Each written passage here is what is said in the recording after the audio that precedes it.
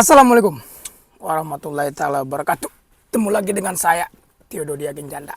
Jadi beberapa hari yang lalu ya, 11 Juli 2024 ya, yen akhirnya jatuh ke angka di bawah 100 rupiah per 1 yen ya.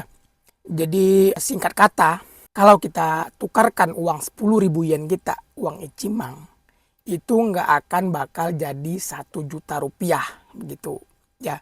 Secara teori, walaupun secara praktek dari beberapa bulan yang lalu itu udah terjadi gitu loh ya. Kita kirim uang Icimang atau kita tukar uang Icimang di bandara atau di mana, kita nggak bakalan dapat lagi 1 juta rupiah.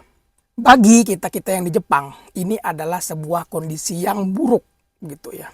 Kenapa saya bilang buruk? Kita harus mengirim uang ke Indonesia, ke keluarga kita, orang tua kita.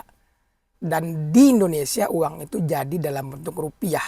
Kalau nilai tukar yen itu rendah terhadap rupiah, maka uang yang akan kita kirim di Jepang sini itu akan berbeda nilainya, akan lebih rendah nilainya saat diterima oleh orang tua dan keluarga kita di Indonesia. Kan begitu kan? Nah, semisalnya kayak saya bilang tadi, kita kirim Icimang dari Jepang. Kalau dulu di Indonesianya bisa nyampe mungkin 1.100.000, 1.200.000. Sekarang udah nggak nyampe lagi 1 juta, paling cuma 900, 950 gitu kan. Nah itu kan suatu hal yang buruk bagi kita. Sementara di Indonesia sendiri harga barang-barang mahal begitu ya. Pegang uang di bawah 1 juta dengan pegang uang di atas 1 juta kan beda gitu loh. Bagi mungkin ya orang-orang pedagang di Indonesia yang berbelanja ke Jepang, dia bayarnya pakai yen gitu kan.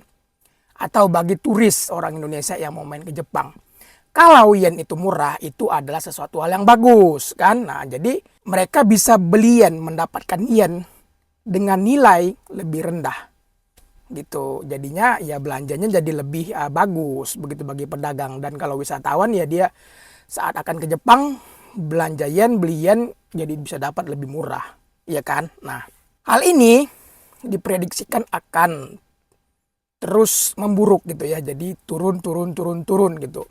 Nah, kita nggak tahu, itu namanya juga prediksi.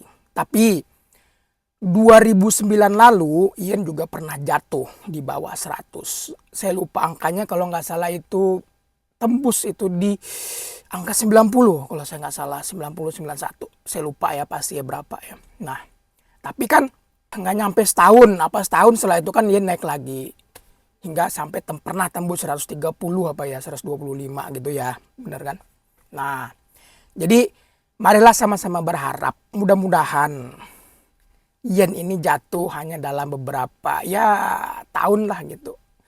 Mungkin nanti di awal tahun 2025 atau 2026 yen akan naik lagi ya. Nah, bagi teman-teman ya, adik-adik yang baru datang ke Jepang atau yang masih punya kepentingan ya buat ngirim yen ke Indonesia ya, untuk keluarga, untuk orang tua, hal ini memang benar-benar mempersulit keadaan begitu ya. Kalian udah gambate dari Indonesia mau mencari yen ke Jepang, tapi situasi dan kondisinya sekarang neng yen ini kembennya lagi melorot begitu. Dan kita nggak punya solusi untuk itu ya. Nggak ada yang bisa kita lakukan. Karena ini berlaku secara internasional, secara mendunia ya. Jadi situasinya sekarang adalah mata uang yen itu sudah nggak punya nilai lagi di dunia, udah nggak punya harga. Makanya dia murah, dia bisa jatuh gitu ya. Nah, terhadap mata uang lain pun, mata uang Vietnam, mata uang Thailand, Singapura, Malaysia, sebut aja apa deh, seluruh dunia yen ini lagi hancur. Jadi bukan sama rupiah doang ya. Jadi salah besar kalau kita menilai ini sebuah prestasi begitu dari pemerintahan Indonesia yang bisa menekan nilai tukar yen, bukan ya. Karena sebagaimana kita ketahui, kita ngutang ke luar negeri itu pakai mata uang dolar. Kita bayar utang ke luar negeri pakai mata uang dolar. Kita belanja minyak, belanja semua-semuanya, transaksi jual beli, ekspor impor dengan dunia luar itu pakai mata uang dolar. Jadi kalau kita bisa menekan nilai tukar rupiah dengan dolar, itu baru benar. Itu baru top. Berarti ekonomi Indonesia lagi baik.